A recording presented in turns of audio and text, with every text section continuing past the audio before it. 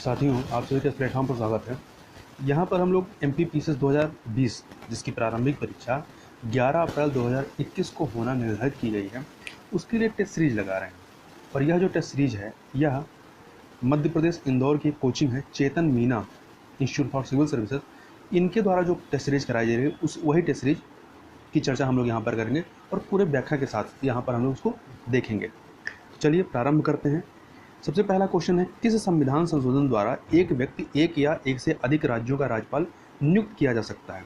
तो आप देखें, इसका सही उत्तर जो होगा 7वां संविधान संशोधन अधिनियम, ये आपका 1956 का है, 1956 में इसके माध्यम से ऐसा प्रावधान किया गया। मेनली यह जो 7वां संविधान संशोधन अधिनियम 1956 आता है, ये भाषाई आधार पर राज्यों के पुनर्गठन को लेकर के था। पहले क्या था, 3 कैटेगरी में राज्यों को डिवाइड किया गया था। इस संशोधन के माध्यम से उसको 2 कैटेगरी में, केंद्र और राज्यों के मध्य में डिवाइड किया गया और उसी के अनुरूप केंद्र और राज्य की विधान पालिका में सीटों को पुनर्व्यवस्थित किया गया था। अगला है, निम्न में से कौन मध्य प्रदेश पुनर्गठन के समय मध्य प्रदेश के राज्यपाल रहे हैं? तो डॉक्टर भाई महावीर, ये जो हैं, जब मध्य प्रदेश का पुनर्गठन होता है, कब होता है? 1 नवंबर सन 2000 को। 1 नवंबर सन 2000 को मध्य प्रदेश से काट करके एक नया राज्य बनाया जाता है, छत्तीसगढ़। उस समय ये महावीर जी जो थे, ये यहाँ के राज्यपाल थे। ये 1998 से 2003 तक राज्यपाल रहते हैं। अगला है, पहली विधानसभा के प्रोटेम स्पीकर। पहली विधानसभा 1952 में गठित होती है और इसके पहले प्रोटेम स्पीकर कौन थे? काशी प्रसाद पांडे थे। अगला है, निम्न में से कौन मध्य प्रदेश के राज्यपाल नहीं रहे हैं? तो इसमें आप देखें, ईश्वरदास रोहाणी, ये यहाँ के राज्यपाल नहीं रहे हैं। अगला प्रश्न है, मध्य प्रदेश औद्योगिक विकास निगम की स्थापना कब की गई? तो इसकी स्थापना 1965 में होती है, 13 सितंबर 1965 में। इसका हेडक्वार्टर यदि पूछा जाए कहाँ पे, तो भोपाल में है। अगला है, रॉकेट जो होता है किस सिद्धांत पर कार्य करता है? तो रॉकेट न्यूटन का जो तृतीय नियम है, क्रिया प्रतिक्रिया का नियम, इसके अनुसार या इस सिद्धांत पर यह कार्य करता है। अगला प्रश्न है, मध्य प्रदेश में उद्योग संवर्धन नीति कब प्रारंभ की गई? तो यह जो नीति है, यह सन 2004 में प्रारंभ की गई। अगला है, वर्ष 2017 में मध्य प्रदेश की वित्तीय वर्ष 1 जनवरी से 31 दिसंबर लागू करने की अनुशंसा किस समिति के द्वारा की गई थी? तो जो शंकर आचार्य समिति रही, इसके अनुशंसा पर इसको किया गया था। अगला प्रश्न है कि मंडीदीप, ये रायसेन जिले में स्थित है मध्य प्रदेश के, यहाँ पर स्थित ऑप्टिकल फाइबर कारखाना किसकी सहायता से स्थापित किया गया? तो इसको जापान की सहायता से स्थापित किया गया है। अगला है, सिक्योरिटी पेपर मिल की स्थापना किस वर्ष की गई थी? तो यहाँ पर जो सिक्योरिटी पेपर मिल की स्थापना है, वो आपकी होती है 1998 में। और कहाँ पे? मध्य प्रदेश के होशंगाबाद जिले में। अगला है, महाजन गोलीकांड का संबंध मध्य प्रदेश किस जिले से रहा है? तो ये सतना जिले से इसका संबंध रहा है। आगे देखते हैं, मध्य प्रदेश के किस राजवंश व उसकी राजधानी का जोड़ा सही नहीं है? तो आप इसमें देखें, ओलिकर वंश दसपुर सही है, कलचुरी वंश त्रिपुरी सही है, बुंदेल ओरछा सही है, परमार वंश इंदौर से संबंधित नहीं, बल्कि यहाँ का जिला जो इनका जो राजधानी थी धार जिला था, धार जिला नहीं, धार था। अगला है, कलकत्ता अधिवेशन में मध्य प्रदेश के 1901 के किस स्वतंत्रता सेनानी ने न्याय विभाग एवं शासन विभाग को पृथक करने की मांग की थी? तो ये मांग जो है डॉक्टर हरि सिंह गौर के द्वारा की गई थी। अगला है, भीलों के मकान को क्या कहा जाता है? तो भीलों के मकान को कू कहा जाता है। अगला प्रश्न, निम्नलिखित में कौन प्रसिद्ध आज़ाद हिंद फौज मुकदमे के वकील थे? तो जो आज़ाद हिंद मुकदमा जो होता है, ये आपका नवंबर 1945 की घटना थी, नवंबर 1945 में। इसके जो वकीलों का जो नेतृत्व, कई सारे वकीलों ने इसको सामूहिक रूप से यह कार्य किया था, मुकदमा लड़ा था। तो इसका जो नेतृत्व किया था भूलाभाई देसाई, इसमें आपके अरुणा आसफ अली शामिल थी, आपके पंडित जवाहरलाल नेहरू शामिल थे, इस तरह के कई सारे वकील शामिल थे, परंतु नेतृत्व भूलाभाई देसाई ने किया था। और इसमें जो मेनली आज़ाद हिंद फौज के जो 3 लोग थे, उन पर ये केस चल रहा था। इन तीनों के नाम महत्वपूर्ण हैं। मेजर शहनवाज खां, दूसरे थे कर्नल प्रेम सहगल, तीसरे थे कर्नल गुरदयाल सिंह ढिल्लो। तो तीनों नाम महत्वपूर्ण हैं।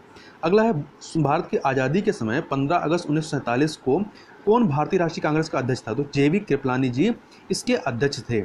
अगला है, क्वेश्चन नंबर 17, गांधी जी को 1 मैन बाउंड्री फोर्स कहकर किसने संबोधित किया? तो उस समय के गवर्नर जनरल माउंटबेटन ने संबोधित किया था। शिवाजी के समय अष्टप्रधान में सरे नौबत का पद किससे संबंधित है? तो ये सैन्य प्रशासन से संबंधित रहा है। अगला है, गुरु नानक जी ने अपना उत्तराधिकारी किसे नियुक्त किया? तो सिखों के प्रथम गुरु गुरु नानक थे, इन्होंने सिख धर्म की स्थापना की। इनके ही शिष्य थे गुरु अंगद, और इन्होंने गुरु अंगद को अपना उत्तराधिकारी बनाया। तो मतलब दूसरे जो सिखों के गुरु थे, कौन थे? गुरु अंगद थे।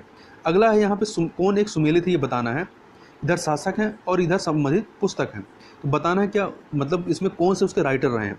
तो बाबर ने तुझके बाबरी लिखी है, ठीक है, तो ये सुमेलित होगा। परंतु हुमायूं नामा नहीं लिखा है, बल्कि हुमायूं नामा गुलबदन बेगम ने लिखा है, जो कि बाबर की पुत्री थी। हुमायूं की बहन थी।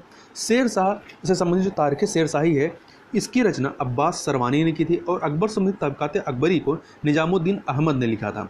आगे चलते हैं, किशनगढ़ शैली किस कला के लिए प्रसिद्ध है? तो जो किशनगढ़ शैली है ये पेंटिंग से संबंधित है और मेनली आपका जो राजस्थान वाला इलाका है यहाँ पर ये संबंधित है, ये कृष्ण राधा कृष्ण की पेंटिंग से संबंधित है। अगला है, औरंगजेब कौन सा संगीत वाद्य बजाने में, इंस्ट्रूमेंट बजाने में दक्ष था? तो ये बीड़ा बजाता था। क्या बजाता था? बीड़ा बजाता था। परंतु आप इसके समय में देखेंगे, औरंगजेब का जो कालखंड पढ़ेंगे तो इसके समय में इसने संगीत पर इसने पाबंदी लगाई। एक प्रकार से संगीत का विरोधी टाइप दिखाई पड़ता है, परंतु यह स्वयं बीड़ा बजाता था। निम्न में से किसने विक्रमशिला विश्वविद्यालय की स्थापना किया? जो इसके संस्थापक कौन थे? तो पाल वंश के धर्मपाल, इन्होंने बिहार में इसकी स्थापना की। और पाल वंश के ही जो संस्थापक थे गोपाल थे, गोपाल ने बिहार के ओदंतपुरी में ओदंतपुरी विश्वविद्यालय की स्थापना की थी। अगला है, सिंधु सभ्यता में कौन शहर मन के कारखाने के अवशेष मिले हैं? किस शहर में? तो जो चंदुहोदड़ो है, चनुहोदड़ो जो है, यहाँ पर मन के बनाने कारखाने के अवशेष मिले हैं, यहाँ ध्यान रखिएगा। इसके अलावा लोथल में भी, तो चंदहोदड़ो और लोथल दोनों जगह पे ये कारखाने मिले हैं, इसके अवशेष मिले हैं। ऑपरेशन पोलो का संबंध किससे रहा है? तो ऑपरेशन पोलो का संबंध हैदराबाद विलय से संबंधित रहा है और यह कब होता है? 18 सितंबर 1948 को होता है। अगला है, कौन सुमेलित नहीं है? तो मुक्ति दिवस 1939 में मनाया जाता है। सांप्रदायिक अवार्ड 1932 में, ठीक है। कांग्रेस लीग समझौता 1916 में होता है। पृथक निर्वाचन जो है ये 1909 में होता है। जो माल्य मिंटो सुधार आता है या जो अधिनियम आता है 1909 का अधिनियम, उसके माध्यम से किया गया था। आगे देखते हैं क्वेश्चन नंबर 27 को देखें। तो हाल ही में कौन मध्य प्रदेश के नए विधानसभा अध्यक्ष बनाए गए हैं? तो गिरीश गौतम जी बनाए गए हैं। अगला है, देवान प्रिय किस राजा की उपाधि? तो ये सम्राट अशोक की उपाधि रही है। कौन एक सुमेलित नहीं है? तो यहाँ दर्रे हैं और संबंधित राज्य दिया गया। तो नाथुला दर्रा सिक्किम संबंधित, बोमीडा दर्रा अरुणाचल प्रदेश है, लिपुलेख दर्रा ये जो हिमाचल प्रदेश से नहीं बल्कि ये उत्तराखंड से संबंधित है, और जुजला दर्रा जम्मू कश्मीर से। लिपुलेख, माना, नीति ये तीनों के तीनों जो हैं आपके उत्तराखंड से संबंधित रहे हैं। अगला है, कौन एक सुमेलित नहीं है? तो बालको रायपुर छत्तीसगढ़ में है, हिंडाल्को सोनभद्र रेणुकूट उत्तर प्रदेश, चितरंजन रेलवे संयंत्र जो है ये बिहार में ना होकर के पश्चिम बंगाल के आसनसोल में स्थित है, जबकि चाय उत्पादन के लिए असम फेमस है या संबंधित है। अगला है, कौन सा युग सुमेलित नहीं है? तो उष्णकटिबंधीय सदाबहार वन के वृक्ष, इसमें महोगनी, आबनू, श्रवण, सिंगोना शामिल, सही है। पतझड़ वन में साल, सागौन, चंदन, महुआ, शीशम, आंवला ये संबंधित सही है। कटीले वन में खेजड़ी, बबूल, नागफनी ये आते हैं, सही है। परंतु जो डी ऑप्शन है मैग्रोव वन, देवदार, ओक, स्प्रूस, फर, हल्पाइन ये नहीं है।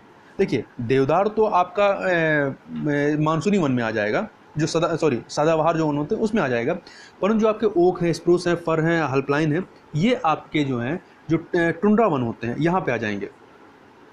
अगला है, संसार का पहला गणक अर्थात जो पहला कैलकुलेटर यंत्र कौन सा रहा है? तो अबेकस रहा है। कौन सा रहा है? अबेकस रहा है। अगला है, भारत में धात्विक खनिज किस प्रकार की चट्टानों में सर्वाधिक मात्रा में पाए जाते हैं? तो ये धारवाड़ जो चट्टानें होती हैं उसमें पाए जाते हैं। यहाँ एक आप इसको याद रखिएगा एक ट्रिक के माध्यम से कि यदि आए तो धात्विक में धा होता है, धा से धात्विक और धा से धारवाड़ होता है, तो दोनों इंटररिलेटेड हैं। अगला है, वर्तमान में कितने एंग्लो इंडियन को संसद सदस्य के रूप में चुना जाता है? तो अभी तक क्या प्रावधान था? 2 लोगों को चुना जाता था, परंतु अब संशोधन करके अब इस प्रावधान को खत्म कर दिया गया, मतलब किसी को नहीं।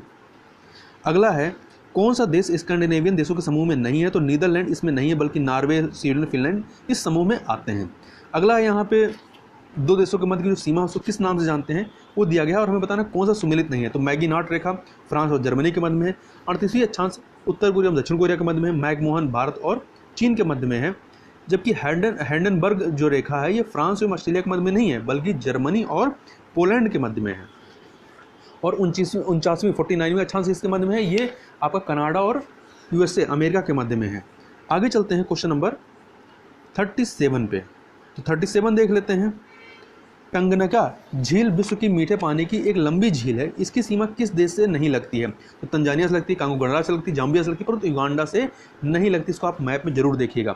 तो इसकी सीमा 4 देशों से लगती है, तंजानिया, कांगो गणराज्य, जाम्बिया और आपका बरूंडी से लगती है। जबकि यहीं पर आप मैप में देखेंगे तो विक्टोरिया झील भी है, जो कि युगांडा और तंजानिया की सीमा के मध्य में स्थित है, और यह एक ऐसी झील है जिससे होकर के विषुवत रेखा गुजरती है। अगला है सारगेसो सागर की विशेषता क्या है? तो सारगेसो सागर में आपको विशिष्ट समुद्री वनस्पति मिलते हैं। और ये सागर कहाँ अवस्थित है? तो ये सागर आप देखेंगे जो अटलांटिक महासागर है, इसमें उत्तर अटलांटिक महासागर या कह सकते हैं अंध महासागर, यहाँ पर ये स्थित है। आगे चलते हैं शक्कर नदी किसकी सहायक नदी है? तो शक्कर नदी जो है ये नर्मदा की सहायक नदी है। अगला है गोलन हाइट्स, समाचारों में चर्चित रहा है, यह कहाँ स्थित है? तो ये सीरिया और इजराइल की सीमा पर स्थित है। इसको लेकर गोलन हाइट्स हो रही है, इन दोनों के मध्य में विवाद है इस पे अधिकार को लेकर के। कौन सा शहर दजला व फरात नदियों के संगम पर स्थित है? तो इराक का शहर है अल बसरा जो है ये दजला व फरात नदियों के संगम पर स्थित है। कहाँ का शहर है? इराक का शहर है। आगे चलते हैं, अगला प्रश्न है यहाँ पे कौन सा सुमेलित नहीं है? तो आप देखें जो श्वेत महाद्वीप अंटार्कटिका, यहाँ पे बर्फ ही बर्फ होती है, इसे श्वेत महाद्वीप कहा जाता है। अंध महाद्वीप अफ्रीका को कहा जाता है, ना कि दक्षिण अमेरिका को, अफ्रीका को। तो बी वाला जो है सुमेलित नहीं है। शुष्क महाद्वीप ऑस्ट्रेलिया है, सबसे बड़ा महाद्वीप आपका एशिया है। आगे चलते हैं पर्यावरण संरक्षण कानून, यहाँ पर पर्यावरण संरक्षण अधिनियम होना चाहिए। पर्यावरण संरक्षण अधिनियम 1986 कि किस धारा के अंतर्गत वायु प्रदूषण को कानूनन प्रतिबंधित किया गया है? तो धारा 6A के तहत किया गया है।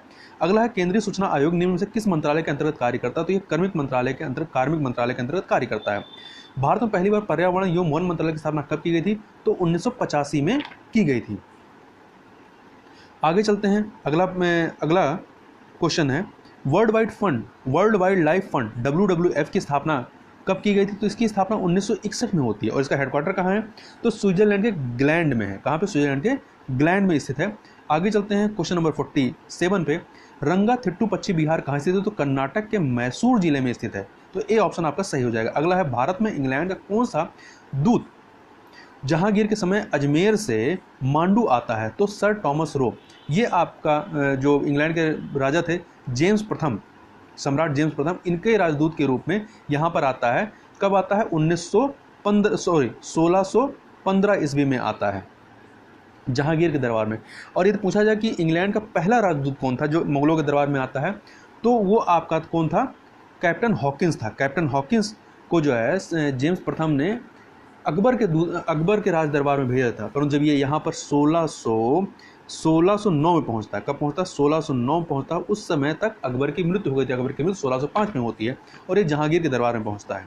अगला है राष्ट्रीय आपातकाल के दौरान निम्न से किन अनुच्छेद को छोड़कर सभी मूल अधिकार स्थगित कर दिए जाते हैं? तो जो राष्ट्रीय आपातकाल आर्टिकल 352 के तहत लगाया जाता है, इसमें अनुच्छेद 20 और अनुच्छेद 21 का नहीं लिखना चाहिए, अनुच्छेद 21 लिखना चाहिए यहाँ पे। तो अनुच्छेद 21 इन दोनों को मतलब छोड़कर बाकी को स्थगित किया जाता है। अनुच्छेद 20 जो है ये अपराधों के लिए दोष सिद्धि के संबंध में संरक्षण की बात करता है। और अनुच्छेद जो 21 है ये प्राण और दैहिक स्वतंत्रता के संरक्षण से संबंधित अनुच्छेद है या अधिकार है। सरदार स्वर्ण सिंह समित ने संविधान में कुल कितने मूल कर्तव्यों को जोड़े जाने की अनुशंसा की थी? मतलब इन्होंने अनुशंसा कितनी की थी, कितने शामिल की वो अलग बात है। अनुशंसा इन्होंने कितनी की थी? तो 8 की अनुशंसा इन्होंने की थी। तो जो आपको 42वां संविधान संशोधन अधिनियम 1976 आता है 1976, इसके तहत संविधान में भाग 4 का में आर्टिकल 51 का के तहत जो है मूल कर्तव्य जोड़े गए थे। और वर्तमान में कुल 11 मूल कर्तव्य हैं। आगे चलते हैं, जंतु विज्ञान के जनक कौन कहलाते हैं? तो अरस्तु जो हैं ये जंतु विज्ञान के जनक कहलाते हैं। ये जंतु विज्ञान के साथ साथ जीव विज्ञान के भी जनक कहलाते हैं। ठीक है। और जीव विज्ञान शब्द का सर्वप्रथम प्रयोग जो है वो लैमार्क और ट्रेवी नेरस नामक 2 लोगों ने 1801 में किया था। जबकि जो थियोफेस्ट हैं इन्हें वनस्पति विज्ञान का जनक माना जाता है। अगला है किसे न्याय का झरना कहा जाता है? तो अनुच्छेद या आर्टिकल 32 को जो है न्याय का झरना कहा जाता है। यह 32 जो है संवैधानिक उपचारों का अधिकार, इसकी हेडलाइन है या जो उसका जो शीर्षक है ये संवैधानिक उपचारों का अधिकार की बात करता है। और इसको अंबेडकर ने संविधान की आत्मा कहा है। आगे चलते हैं क्वेश्चन नंबर 53 पे, प्रस्तावना को संविधान का कुंजी नोट किसने कहा था? तो अर्नेस्ट बारकर ने कहा था। किसने कहा था?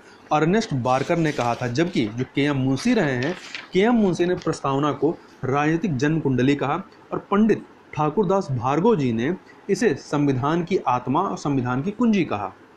अगला है सार्वभौमिक व्यस्त मताधिकार को ध्यान में रखते हुए किस वर्ष मतदान की आयु 21 वर्ष से घटाकर 18 वर्ष की गई? तो ये किया गया वर्ष 1989 में। 61वें संविधान संशोधन अधिनियम 1989 के माध्यम से यह किया गया था। अगला है 2 या अधिक प्रोग्राम के एक साथ प्रोसेसिंग की क्रिया क्या कहते हैं? मल्टी प्रोसेसिंग कहते हैं। निम्न में से कौन वर्तमान में नियंत्रक एवं महालेखा परीक्षक के पद पर कौन है? गिरीशन मुर्मू है। ठीक है, गिरीशन मुर्मू जी हैं। और गिरीशन मुर्मू जब आपका जम्मू कश्मीर को जो वो बनाया गया, केंद्र शासित प्रदेश बनाया गया, तो उसके पहले उपराज्यपाल जो हैं गिरीशन मुर्मू ही बनाए गए। अगला है पोलो खेल का प्रचलन भारत में किस राज्य में हुआ है? तो ये मणिपुर में हुआ है। अगला है सर्वोच्च न्यायालय के लिए गठित तदर्थ समिति के प्रमुख कौन थे? तो एस वरदाचार्य थे, एस वरदाचार्य। क्वेश्चन नंबर 59 पे चलते हैं। यह नवंबर 1927 में बने साइमन कमीशन ने अपनी रिपोर्ट किस वर्ष पेश की थी? तो इसने वर्ष 1930 में अपनी रिपोर्ट पेश की थी। देखिए, नवंबर 1927 में साइमन कमीशन को गठित किया गया था। इसमें कुल 7 सदस्य थे और सातों के सातों क्या थे? सभी यूरोपीय अंग्रेज थे। इसी वजह से चूंकि इसमें किसी भारतीय को शामिल नहीं किया गया था, इसीलिए इसका सबसे ज़्यादा विरोध किया गया। इसके अध्यक्ष साइमन थे, जो कि लेबर पार्टी के अध्यक्ष थे। और इसने यह जो भारत में कब आते हैं? 3 फरवरी 1928 को जब बम्बई में ये आते हैं, तो यहाँ पर इनका भरपूर विरोध किया जाता है। अगला है फाइकोलॉजी में किसका अध्ययन किया जाता है? तो शैवाल का अध्ययन जो है फाइकोलॉजी में किया जाता है, जबकि कवक का अध्ययन माइकोलॉजी में किया जाता है। अगला है किस वर्ष ब्रिटिश सरकार ने घोषित किया कि उसका उद्देश्य भारत में उत्तरदायी शासक सरकार की स्थापना करना था? तो ये घोषणा जो ये करते हैं, ये 1917 में करते हैं। 1917 में ये एक प्रस्ताव लेके आते हैं और ये प्रस्ताव है, इसको मांडवी चेम्सफोर्ड रिपोर्ट जो 1918 इसमें शामिल किया गया और जो भारत सरकार अधिनियम 1919 है उसके माध्यम से इसको बताया गया। तो इन्होंने मतलब जो बात कही थी वो 1917 में ही कही थी। वर्ष 1919 के भारत शासन अधिनियम में निम्न में से कौन सा आधार मतदान हेतु आवश्यक नहीं था? तो संपत्ति था, कर था, शिक्षा था, परंतु सामान्य वर्ग जनरल कैटेगरी का होना यह अनिवार्य आधार नहीं था। सर्वप्रथम किस देश ने संविधान में प्रस्तावना को सम्मिलित किया था? तो यह कार्य अमेरिका ने किया है सर्वप्रथम। भारत द्वारा किस वर्ष राष्ट्रमंडल की सदस्यता का सत्यापन किया गया? तो 16 मई 1949 को भारतीय संविधान सभा के द्वारा, जो संविधान सभा थी इसके द्वारा इसको अनुमोदित किया गया, वेरीफाइड किया गया। और इसी समय जो है पहले जो ये कॉमनवेल्थ था, इसको ब्रिटिश कॉमनवेल्थ के नाम से जानते थे, इसका नाम चेंज किया गया, कॉमनवेल्थ ऑफ नेशन किया गया। अगला है डाटा प्रोसेसिंग का अर्थ क्या होता है? तो डाटा प्रोसेसिंग का अर्थ होता है उपयोग के लिए सूचना प्राप्त करना। अगला है IBM का पूरा नाम क्या है? इंटरनेशनल बिजनेस मशीन होता है। बी ऑप्शन आपका सही हो जाएगा। अगला है 67 घरों और व्यक्तिगत उपयोग में लाए जाने वाला जो PC होता है, पर्सनल कंप्यूटर, वो क्या होते हैं? वो माइक्रो कंप्यूटर होते हैं। ए ऑप्शन आपका सही हो जाएगा। किसी मनुष्य के शरीर का सामान्य तापक्रम कितना होता है? तो 98 डिग्री फ़ारेनहाइट होता है और इसको डिग्री सेंटीग्रेड में करेंगे तो 37 डिग्री सेंटीग्रेड हो जाएगा। नॉर्मल जो टेम्परेचर होता है, रेंज जो होती है वो 97.5 फ़ारेनहाइट से 98.6 फ़ारेनहाइट होता है और डिग्री सेंटीग्रेड में देखेंगे तो 36.4 डिग्री सेंटीग्रेड से 37.2 डिग्री सेंटीग्रेड के मध्य में होता है। बायोएस का पूरा नाम क्या है? Basic input output system. C option आपका सही हो जाएगा। चलते हैं क्वेश्चन नंबर 70 पे। तो क्वेश्चन नंबर 70 है रमन प्रभाव की खोज हेतु CV रमन को किस वर्ष भौतिकी का नोबेल पुरस्कार प्रदान किया गया था? तो 1930 में किया गया था और ये भारत के दूसरे व्यक्ति थे। पहले कौन थे? रविन्द्रनाथ टैगोर थे, जिन्हें गीतांजलि के लिए आपका 1913 में दिया गया था साहित्य का नोबेल प्राइज। अगला है विज्ञान और प्रौद्योगिकी के विकास में रोबोटिक्स एवं नैनो सामग्री के विकास हेतु किस पंचवर्षीय योजना में पहली बार उल्लेख किया गया? तो जो 9वीं पंचवर्षीय योजना थी, जो कि आपकी 1997 से 2002 के मध्य में चलती है, इसमें यह इसका उल्लेख किया गया। अगला है भारत में किस पंचवर्षीय योजना में सर्वाधिक वृद्धि दर रही है? तो 11वीं पंचवर्षीय योजना में रही है, जो कि 2007 से 2012 तक चलती है। और याद रखिएगा, पूछा जाए भारत में कितनी पंचवर्षीय योजनाएं अभी तक बनी हैं, तो कुल 12 के बाद जो इसको समाप्त कर दिया गया। अब पंचवर्षीय योजनाएं नहीं, चूंकि योजना आयोग का काम खत्म कर दिया गया, अब काम नीति आयोग करती है, तो अब पंचवर्षीय योजना वाला कार्यक्रम नहीं चलता है। आगे चलते हैं। निम्न से कौन बॉम्बे प्लान के सूत्रधार थे? तो इसके सूत्रधार थे अर्देशियर दलाल। तो बॉम्बे प्लान जो है ये 1944 में बम्बई के 8 उद्योगपतियों ने 15 वर्षीय पूंजीवादी योजना प्रस्तुत की थी। चूंकि उस समय अंग्रेजों का ये हो रहा था कि अंग्रेज, अब चूंकि द्वितीय विश्व युद्ध समाप्त हो रहा था, ये हो रहा था कि अंग्रेज अब यहाँ से जाने वाले हैं, तो इसलिए इंडस्ट्री को लेकर के इनके द्वारा एक योजना प्रस्तुत की गई थी। आगे चलते हैं। किस वर्ष केंद्रीय सतर्कता आयोग को सांविधिक दर्जा, स्टैट्यूटरी बॉडी का दर्जा प्रदान किया गया था? सितंबर 2003 में केंद्रीय सतर्कता आयोग अधिनियम 2003 के माध्यम से। आगे चलते हैं। अगला है सर्वोदय योजना किस वर्ष प्रारंभ की गई? तो ये जो योजना है 1950 में। कब प्रारंभ की गई? 1950 में प्रारंभ की गई। अगला है 12वीं पंचवर्षीय योजना में सर्वाधिक व्यय किस क्षेत्र पर किया गया? तो सामाजिक सेवाएं, सोशल सर्विसेज पे किया गया। अगला है आधुनिक कंप्यूटरों का लघुरूपण, जो उसको छोटा किया गया, जो कह सकते हैं शॉर्टनिंग की गई है, वह क्यों संभव हो सका है? तो ये समकलित परिपथ चिप्स या इंग्लिश में कहें तो इंटीग्रेटेड सर्किट चिप्स जो आईसी होते हैं उनकी वजह से जो है इसका आकार छोटा किया जा सका है। अगला है अन्नपूर्णा योजना किस वर्ष प्रारंभ की गई? तो ये वर्ष 2000 में प्रारंभ की गई थी। अगला है नमामि गंगे योजना केंद्र सरकार द्वारा किस वर्ष प्रारंभ की गई? तो ये 7 जुलाई 2016 को प्रारंभ की गई थी। अगला है क्वेश्चन नंबर 80 पे चलते हैं। अगला है जो 80 है, टेलीकॉम क्षेत्र में प्रत्यक्ष विदेशी निवेश की सीमा निर्धारित की गई है। अब इसको पूरा कर दिया गया, मतलब 100% कर दिया गया है। अगला है मैक्सिस अवार्ड पाने वाले प्रथम भारतीय कौन थे? तो आचार्य विनोबा भावे थे। कुछ समय पहले जो भारत के पत्रकार रवीश कुमार रहे हैं उनको मैक्सिस पुरस्कार दिया गया था। अगला है विश्व जल दिवस किस दिन मनाया जाता है? तो 22 मार्च को प्रत्येक वर्ष विश्व जल दिवस मनाया जाता है। और 2020 की थीम, चूँकि अभी मार्च आया नहीं है, तो ये पिछले वर्ष 2020 की थीम की बात करूँ तो जल और जलवायु परिवर्तन रहा है इसकी थीम। एमपी पीसेस के लिए इसकी जो 22 मार्च को जब मनाया जाएगा तो उसकी थीम महत्वपूर्ण रहेगी, जब आएगा थीम उसको याद रखिएगा। अगला है मध्य प्रदेश में किस मृदा को कपास मृदा के नाम से जाना जाता है? तो जो काली मृदा होती है इसे कपास, जो कि इसमें कपास की खेती अच्छी होती है, काली मृदा या रेगुर मृदा इसे कहते हैं, इसी को कपास मृदा के नाम से जानते हैं। अगला है मध्य प्रदेश के मंदसौर जिले में भगवान पशुपतिनाथ का मंदिर किस नदी के तट पर स्थित है? तो शिवना नदी के तट पर स्थित है। चौथी वन प्लैनेट समिट का 2021 का आयोजन कहाँ किया गया? तो फ्रांस द्वारा इसका आयोजन किया गया। अगला है 16वें प्रवासी भारतीय दिवस सम्मेलन 2021 के मुख्य अतिथि कौन थे? तो चंद्रिका प्रसाद संखोली थे, और ये जो हैं आपके सूरीनाम के राष्ट्रपति हैं। अगला है पहला कवक पार्क फंगी पार्क किस राज्य में स्थापित किया गया? तो ये उत्तराखंड के हल्द्वानी में स्थापित किया गया है। अगला है जम्मू कश्मीर की पहली महिला यात्री बस चालक कौन रही हैं? तो ये पूजा देवी रही हैं। अगला प्रश्न देखते हैं, निम्न में से कौन वर्तमान पिछड़ा वर्ग आयोग के अध्यक्ष हैं? तो भगवान लाल साहनी है। जबकि जो अनुसूचित जाति आयोग जो है, अनुसूचित जाति आयोग के जो वर्तमान में अध्यक्ष बनाए गए, अभी कुछ समय पहले ही इन्होंने पदभार ग्रहण किया है, उनका नाम है विजय सांपला। ठीक है, आगे चलते हैं। वर्तमान में रेलवे बल सुरक्षा सेवा RPFS के महानिदेशक कौन है? तो अरुण कुमार जी हैं। आगे चलते हैं क्वेश्चन नंबर 91 पर। तो 91 है मात्रकों जो यूनिट्स होते हैं उनकी अंतर्राष्ट्रीय पद्धति कब लागू की गई? तो ये 1971 में की गई। कैंडेला मात्रक किसका है? ज्योति तीव्रता का, लाइट इंटेंसिटी का। अगला है पदार्थ के संवेग और वेग के अनुपात में कौन सी भौतिक राशि प्राप्त की जाती है? तो द्रव्यमान की जाती है, क्योंकि संवेग क्या होता है? मास इंटू द्रव्यमान इंटू वेलोसिटी होता है। इसमें वेलोसिटी डिवाइड कर दीजिए तो क्या बचेगा? आपका द्रव्यमान बचेगा। आगे चलते हैं, न्यूट्रॉन की खोज की थी किसने की थी? तो न्यूट्रॉन की खोज जो है आपका चैडविक ने की थी। किसने की थी? चैडविक ने की। इसके लिए आप एक सूत्र याद रखिएगा, ई टा पर ना चे, ये एक महत्वपूर्ण सूत्र है। आप देखिए, ई से इलेक्ट्रॉन, टा से थॉमसन, इलेक्ट्रॉन खोज किसने की? थॉमसन ने। पा से प्रोटॉन, इसकी खोज रदरफोर्ड ने की। न से न्यूट्रॉन, इसकी खोज किसने की? चैडविक ने की। आगे है सार्स क्या है? तो सार्स जो है ये एक विषाणु जनित रोग है, इसी फैमिली का है आपका कोरोना वायरस। अगला है निम्नलिखित में से कौन सा तना है? तो आप इसमें देखें, जो आपका अदरक होता है, अदरक जो है तना ही होता है।